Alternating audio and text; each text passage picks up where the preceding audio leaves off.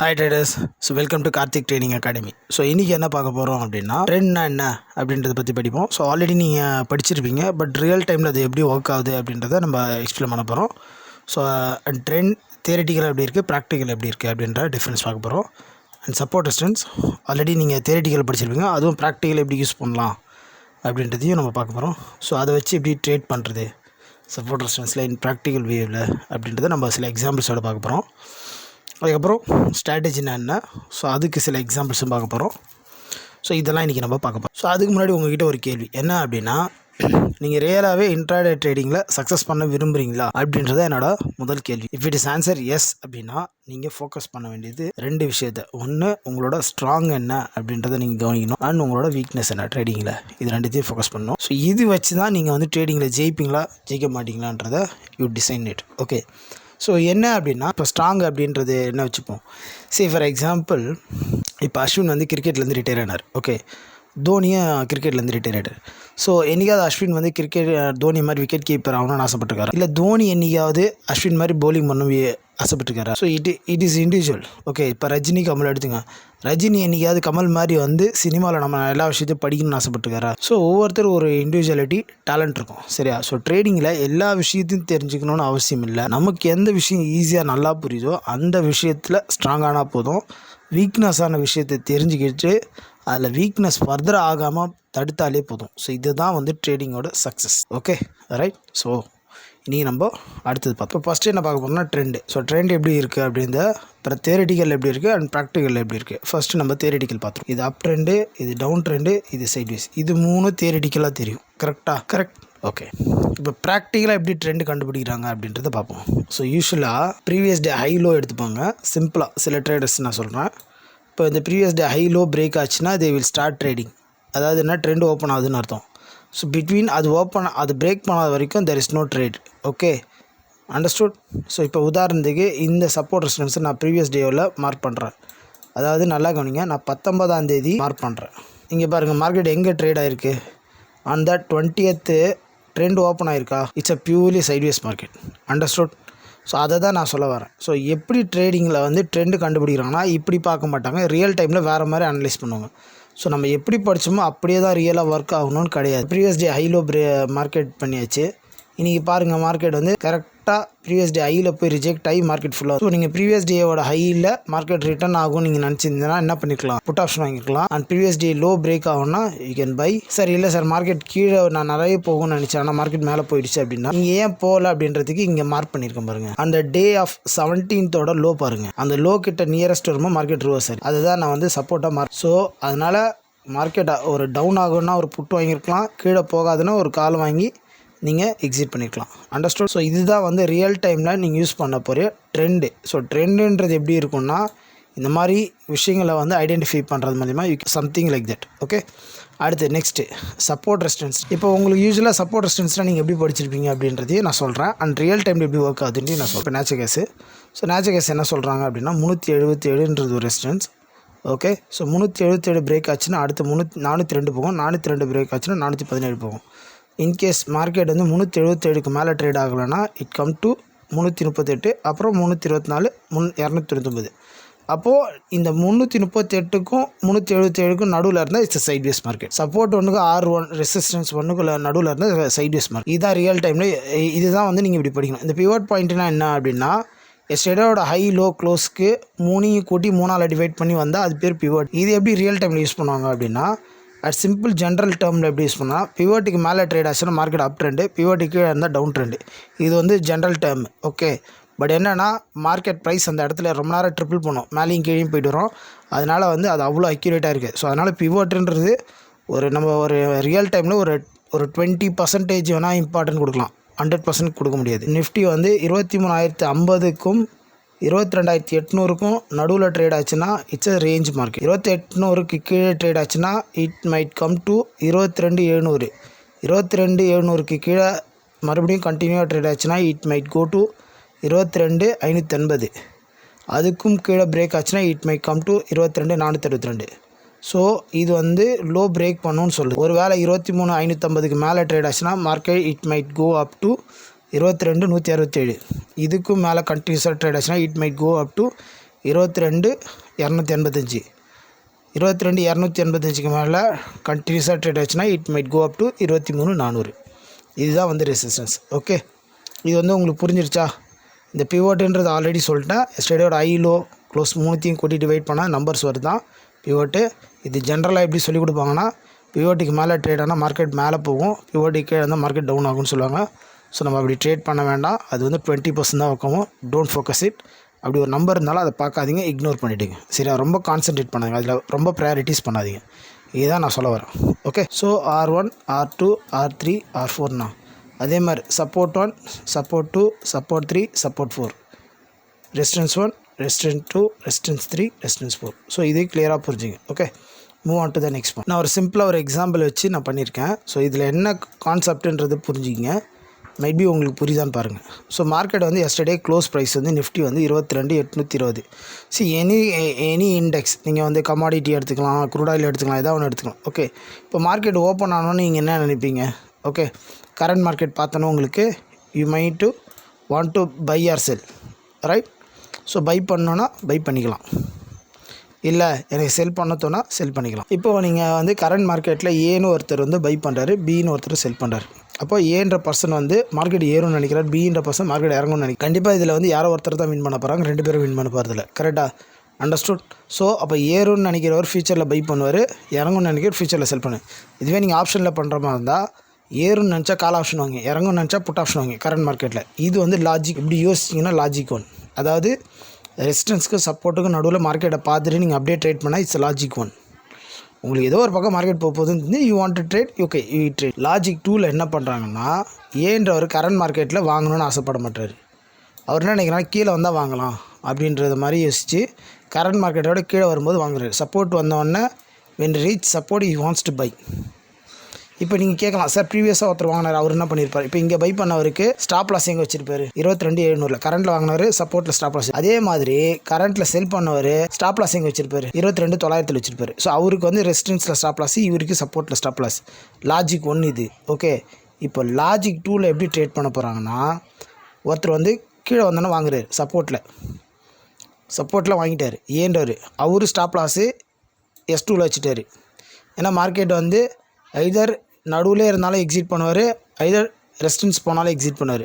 ஆனால் ப்ராஃபிட்டில் வந்து, ஆனால் பின்றவர் என்ன யோசிக்கிறாருன்னா, மார்க்கெட் கரண்ட்டில் செல் பண்ணுறதுக்கு பதிலாக கீழே வந்தோன்னு செல் பண்ணுறாரு. ஏன்னா மார்க்கெட் செல்லிங் ட்ரெண்டு கன்ஃபார்ம் ஆனதுக்கப்புறம் பண்ணலாம் அப்படின்னு நினைக்கிறார். அப்படின்னா அவர் எப்படி யோசிக்கிறாருன்னா, இங்கே பாருங்களா மார்க்கெட் இறங்கிடுச்சு அப்படின்றதுனால தான் அவர் இங்கே செல் பண்ணாமல் ஒரு கன்ஃபர்மேஷன் வந்ததுக்கப்புறம் செல் பண்ண நினைக்கிறாரு.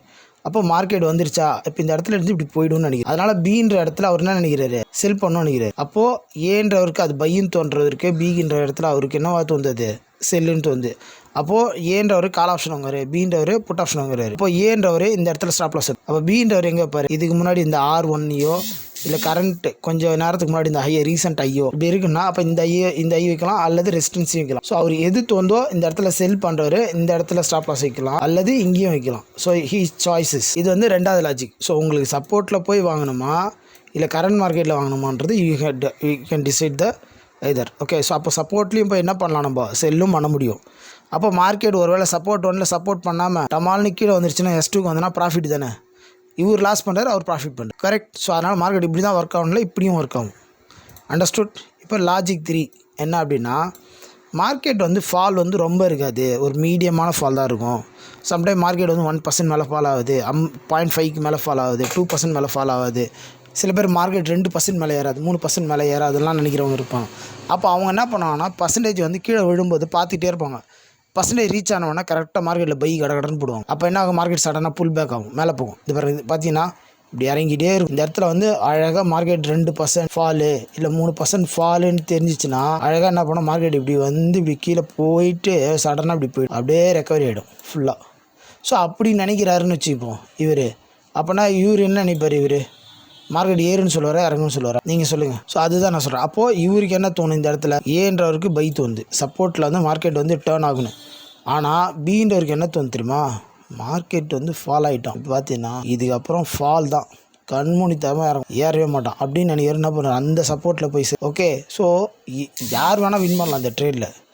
இவர் சொல்கிறதா 100% நடக்கணுன்றதுக்கும் இங்கே கேரண்டி கிடையாது. இவர் 100% சொல்கிறது தான் நடக்குன்றது உத்தரவாதம் கிடையாது. ஆனால் இதில் யார் ஜெயிப்பா தெரியுமா? யார் ஒழுங்காக நாலேஜை ப்ராக்டிஸ் பண்ணிவிட்டு பேக் டெஸ்ட் பண்ணாங்களோ அவங்க தான் ஜெயிப்பாங்க. அந்த ஐடியாவை ஒழுங்காக டெஸ்ட் பண்ணி பார்த்துருக்கணும். அந்த ஐடியா அவரோட ஐடியாவாக இருந்தால் கண்டிப்பாக ஜெயிக்கும். இப்போ லாஜிக் 3 என்ன அப்படின்னா, இப்போ எனக்கு ரெசிஸ்டன்ஸ் 3ல் வந்து நான் போய் என்ன பண்ண போகிறேன், பை பண்ண போகிறேன். மார்க்கெட் வந்து இது எப்படி நம்ம வந்து இங்கே வந்து பை வரும்னு யோசிச்சாரோ அதுக்கு உல்ட்டாவாக ஏன்றவர் இப்போ யோசிக்கிறார். எப்படின்னா மார்க்கெட் ஏறிக்கிட்டே இருக்கிறோம், கண்டிப்பாக மேலே தான் போவோம் அப்படி இந்த ஐயில் போய் வாங்கணும்னு நினைக்கிறார். இந்த இடத்துல போய் என்ன பண்ண நினைக்கிறார், பை பண்ண நினைக்கிறார் ஏன்றார். ஆனால் பின்றவர் நினைக்கிறேன், மார்க்கெட் அவ்வளோலாம் போகாதுடா, மார்க்கெட்டில் எப்போவுமே fair value, under value, over value இருக்குது. இது வந்து ஓவர் வேல்யூ. யார் வாங்க காசு கொடுத்து வாங்க வருவா?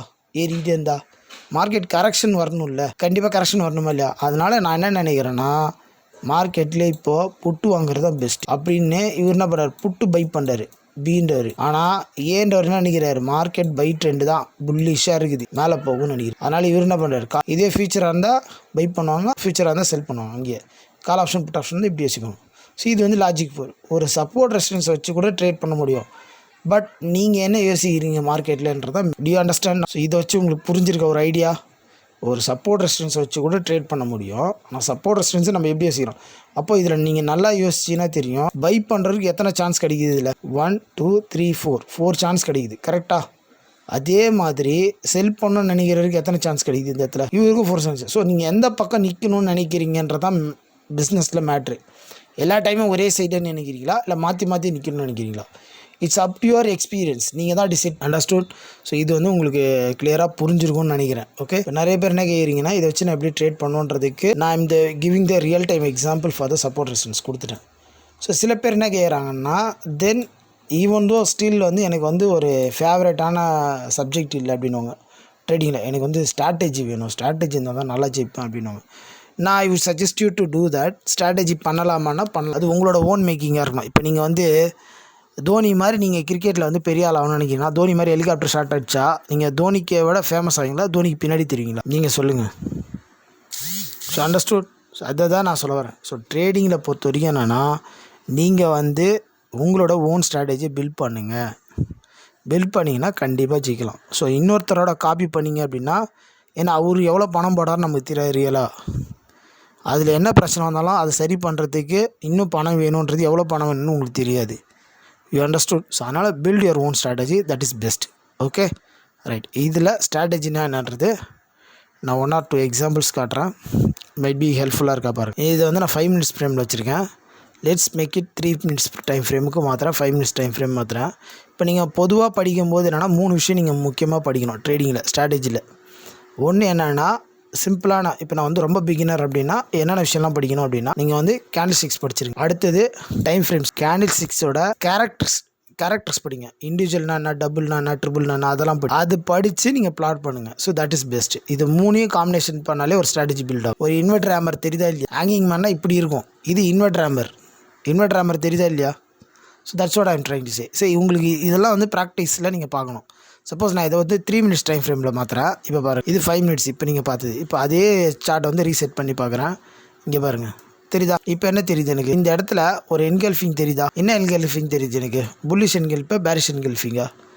இங்கே என்ன தெரியுது என்கல்ஃபிங்? புல்லிஷா, பேரிஷா? சரி, இப்போ நீங்கள் இதை படிச்சுட்டீங்க. என்கல்ஃபிங் அப் ட்ரெண்டில் வரணுமா, டவுன் ட்ரெண்டில் வரணுமா, எந்த இடத்துல வந்தால் வேலிடு அப்படின்றத டெஸ்ட் பண்ணியிருக்கீங்களா அப்படின்றதெல்லாம் தான் மேட்ரு. இப்போ இது என்னென்னா, இது ப்ரீவியஸ் டே ஹை கட் பண்ணதுக்கப்புறம் ஒரு என்கல்ஃபிங் வருது.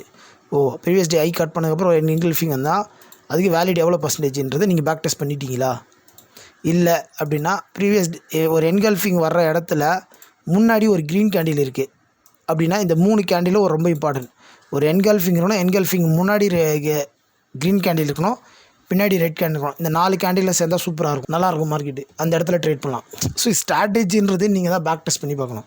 எப்படி அந்த ஃபார்மேஷன் இருக்கணும், முன்னாடி வந்து அது எவ்வளோ தூரம் ஹை போயிருக்கணும், ஸோ அது எப்படி ஃபார்மேஷன் இருக்கணும், இதெல்லாம் நீங்கள் வந்து ஒர்க் பண்ணிங்க அப்படின்னா டெஃபினட்டாக 200% ட்ரேடிங்கில் நீங்கள் வந்து டெய்லி 5000 10,000 சம்பாதிக்கலாம். என்னை பொறுத்த வரைக்கும் ட்ரேடிங்கில் வந்து நல்லா சம்பாதிக்கலாங்க. மாதம் 50,000 1 லட்சம் சம்பளம்.